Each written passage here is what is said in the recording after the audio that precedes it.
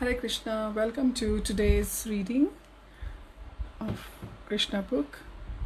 We are on chapter entitled Devastating Rainfall in Vrindavan. Om Namo Bhagavate Vasudevaya. Om Namo Bhagavate Vasudevaya. Om Namo Bhagavate Vasudevaya. So Krishna declared that the Vrindavan Vasis don't have to worry for a special yajna for Indra. He is not the real cause for the rains.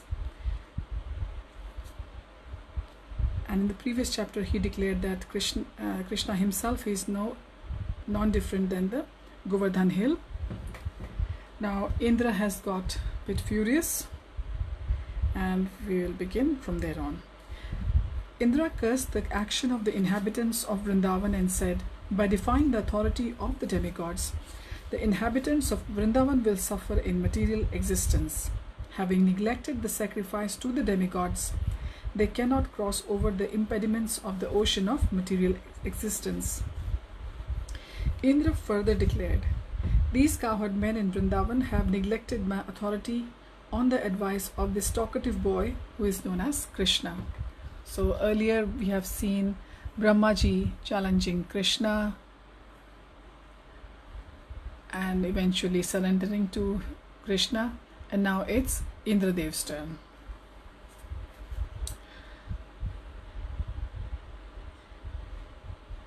He is nothing but a child, and by believing this child they have enraged me, Indra said. Thus he ordered the Samvartaka cloud to go and destroy the prosperity of Vrindavan. The men of Vrindavan said, Indra have become too puffed up over their material opulence and are overconfident due to the presence of their tiny friend Krishna. So this is what Indra said to the Vrajvasis, that they have become puffed up due to the presence of their tiny friend Krishna. He is simply talkative, childish, and unaware of the complete cosmic situation, although he is thinking himself very advanced in knowledge. Because they have taken Krishna so seriously, they must be punished. They should be destroyed with their cows. In this way, Indra ordered the Samvarta cloud to go to Vrindavan and inundate the place. It is indicated here that in the villages or outside the towns, the inhabitants must depend on the cows for their prosperity. When the cows are destroyed, the people are destitute of all kinds of opulences. When King Indra ordered the Samvartak and companion clouds to go to Vrindavan, the clouds were afraid of doing this mischief. But King Indra assured them, you go ahead, and I will also go, riding on my elephant, accompanied by great storms, and I shall apply all my strength to punishing the inhabitants of Vrindavan. Ordered by King Indra, all the dangerous clouds appeared above Vrindavan and began to pour water incessantly. With all their strength and power, there was constant lightning and thunder, blowing of severe wind, and incessant falling of the rain. The rainfall seemed to fall like piercing sharp arrows. By pouring water as thick as pillars without cessation, the clouds gradually filled all the lands in Vrindavan with water, and there was no visible distinction between higher or lower land. The situation was very dangerous, especially for the animals. The rainfall was accompanied by great winds, and every living creature in Vrindavan began to tremble from the severe cold. Unable to find any other source of deliverance, they all approached Govinda to take shelter at his lotus feet. The cows, especially being much aggrieved from the heavy rain, bowed down their heads and taking their calves underneath their bodies, they approached the Supreme Personality of Godhead to take shelter of his lotus feet. At that time, all the inhabitants of Vrindavan began to pray to Lord Krishna. Dear Krishna, they prayed, you are all powerful and you are very affectionate to your devotees. Now please protect us, who have been much harassed by angry Indra. Upon hearing their prayer, Krishna could understand that Indra, being bereft of his sacrificial honor, was pouring down rain that was accompanied by heavy pieces of ice and strong winds, although this was out of season. Krishna understood that this was a deliberate exhibition of anger by Indra. He therefore concluded, "This demigod who thinks himself supreme has shown his great power, but I shall answer him according to my position, and I shall teach him that he is not the autonomous in managing universal affairs.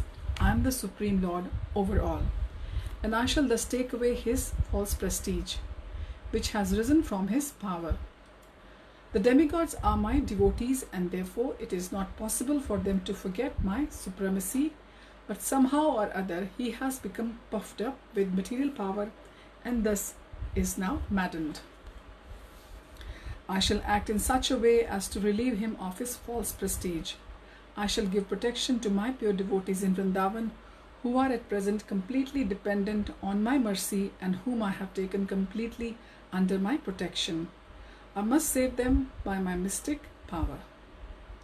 Thinking in this way, Lord Krishna immediately picked up Govardhan Hill with one hand, exactly as a child picks up a mushroom from the ground. Thus he exhibited his transcendental pastime of lifting Govardhan Hill. Lord Krishna then addressed his devotees, "My dear brothers, my dear father, my dear inhabitants of Vrindavan, you can now safely enter the umbrella of Govardhan Hill, which I have just lifted. Do not be afraid of the hill and think that it will fall from my hand.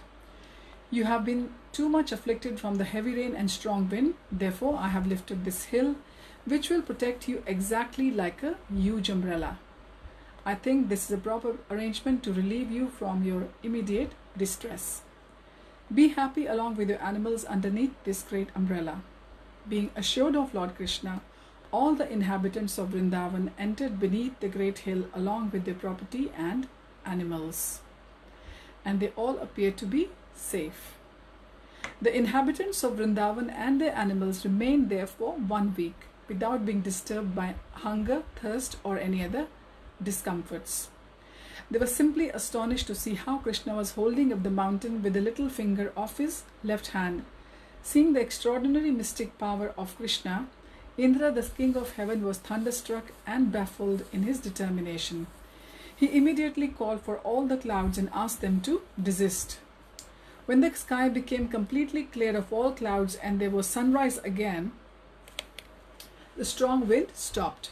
At that time, Krishna, the Supreme Personality of Godhead, known now as the lifter of Govardhan Hill, said, "My dear cowherd men, now you can leave and take your wives, children, cows and valuables, because everything is ended.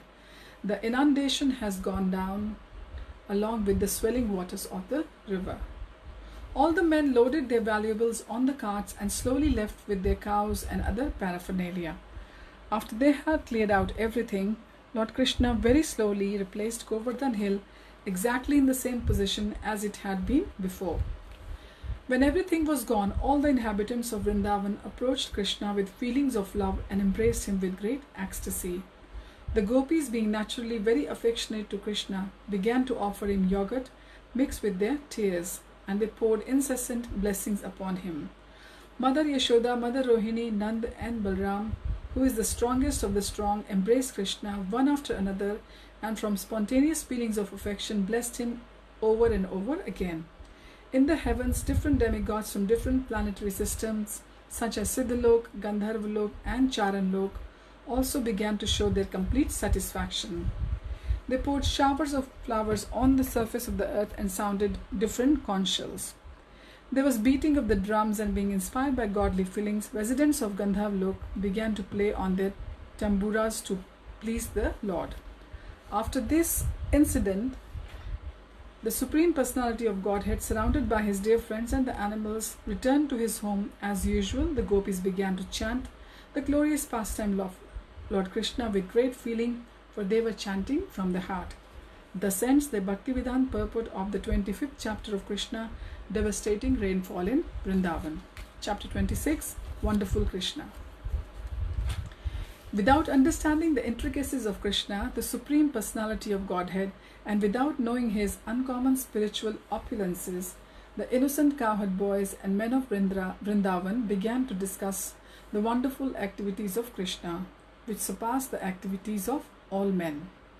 One of them said, "My dear friends, considering these wonderful activities, how is it possible that such an uncommon boy would come and live with us in Vrindavan?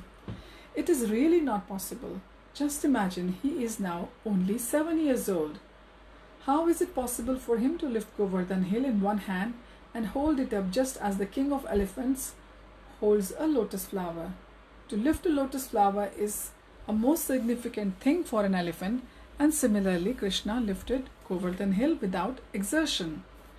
When he was simply a small baby and could not even see properly, he killed a great demon Putana while sucking her breast.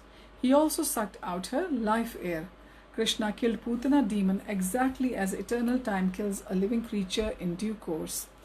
When he was only 3 months old, he was sleeping underneath a hand-driven cart. Being hungry for his mother's breast, he began to cry and throw his legs upwards, and from the kicking of his small feet, the cart immediately broke apart and fell to pieces.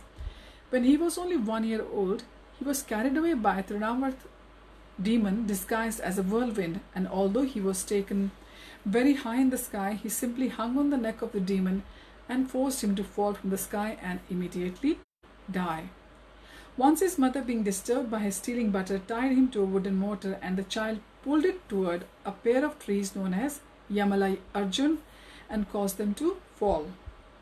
Once when he was engaged in tending the calves in the forest along with his brother Balaram, a demon named Bakasur appeared, and Krishna at once bifurcated the demon's beak.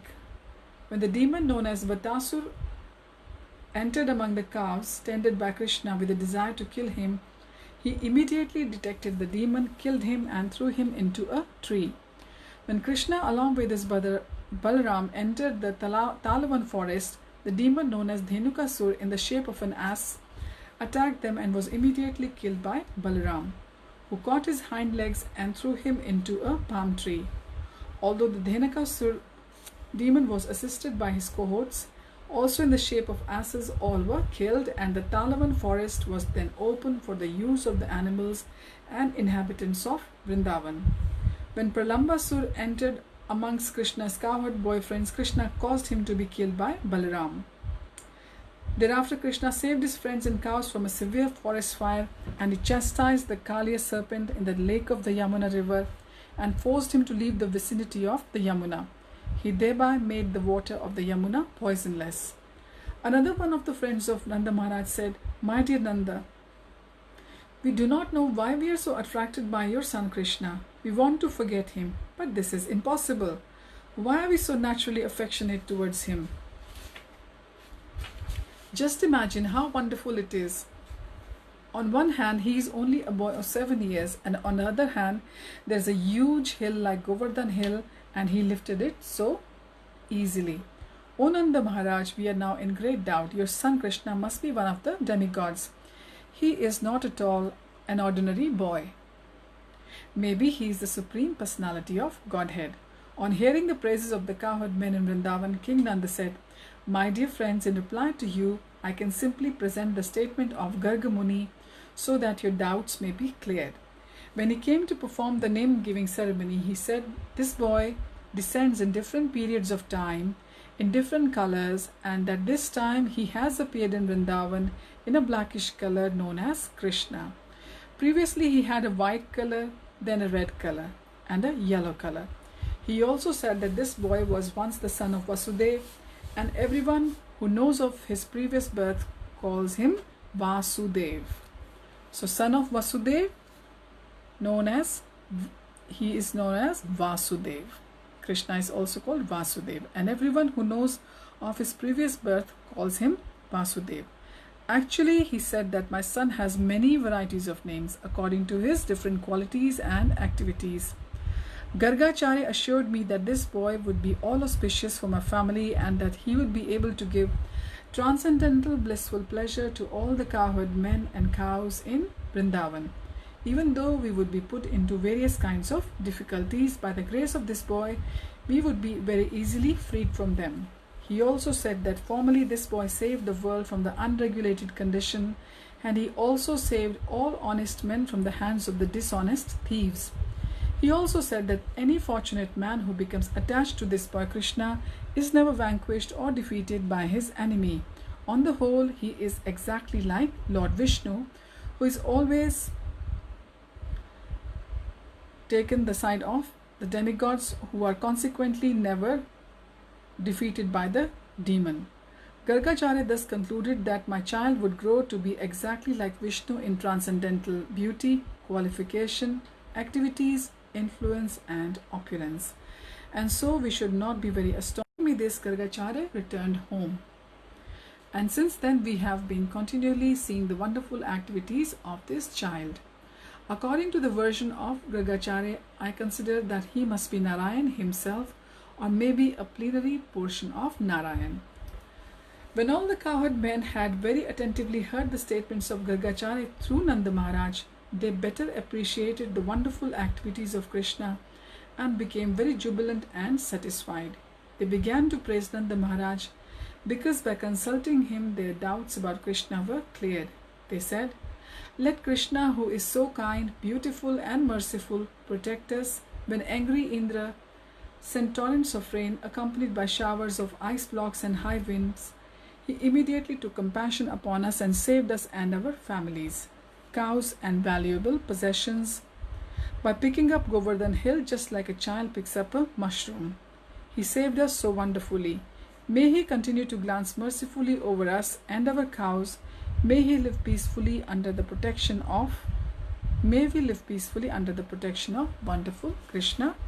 Thus ends the Bhaktivedanta purport of 26th chapter of Krishna, Wonderful Krishna. Now we will continue our reading tomorrow from chapter 27, which is Prayers by Indra, the King of Heaven. Now King Indra's arrogance has also been destroyed. His ego has been smashed by Krishna. He knew everything, that he is a demigod, but as we know that power brings puffiness or the false prestige on a person. So Indra was also suffering from that. He was used to the yagyas and the good stuff offered by the Vrindavan Vasis to him before the monsoon every year.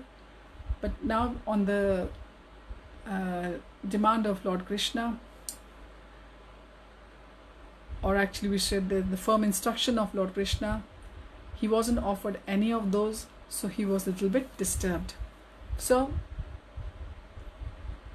another end of another lovely Leela from Krishna, and we'll carry on tomorrow. It's another beautiful day here in UK.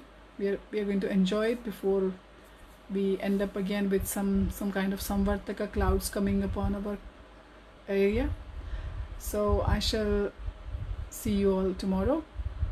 Thank you Shamita, and thank you Narayan Keshav Prabhu for watching us, and actually for listening as well. Thank you. See you tomorrow. Hare Krishna. Hari Bol.